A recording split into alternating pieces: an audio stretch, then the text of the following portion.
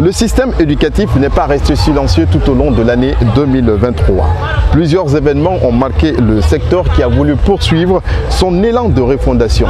De nombreuses initiatives ont été entreprises pour revaloriser le domaine, ce qui s'est illustré par une amélioration du taux de réussite aux examens nationaux. Même si ces résultats sont loin de faire l'unanimité chez certains citoyens, du préuniversitaire à l'enseignement supérieur en passant par l'enseignement technique et la formation professionnelle, 2023 laisse des réformes que les autorités comptent pérenniser. Alpha Bali.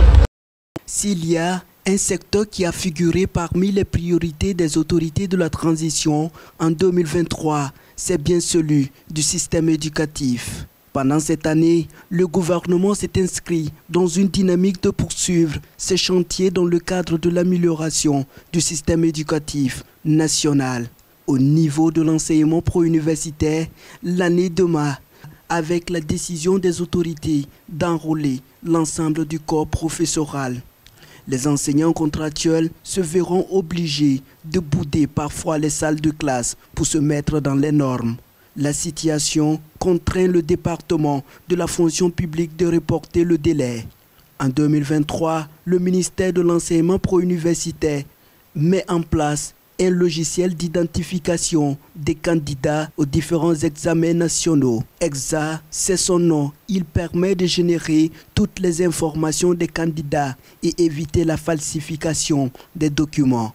Après un faible taux de réussite, en 2022, le MEPIA a songé changer la donne en 2023. Une caravane est lancée pour mieux préparer les candidats à affronter les épreuves. L'initiative a touché 26 des 33 préfectures du pays. Les préparatifs des examens ne se limitent pas à la mise en place de ce logiciel.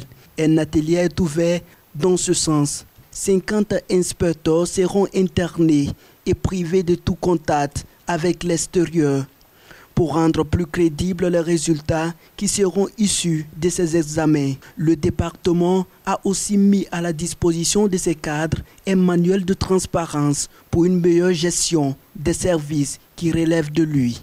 2023 a vu des écoles naître comme le collège Hadjamafouri Bangoura à la Sigmadina. C'est l'année de vastes chantiers lancés à l'image du projet de construction du collège Bonfi et des écoles Moderna Simbaya.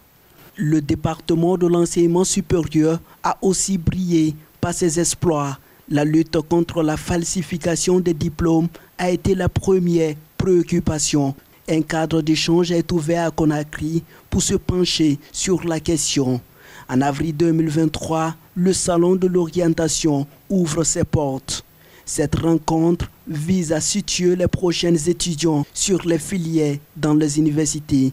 L'année s'achèvera avec le forum de l'étudiant guinéen dans son acte 4. À l'enseignement technique, le souci de maîtriser l'effectif des apprenants est constant, d'où la mise en place cette année d'un logiciel. Les Olympiades se tiendront aussi cette année. L'initiative a été une rencontre d'émulation entre les différentes écoles professionnelles du pays.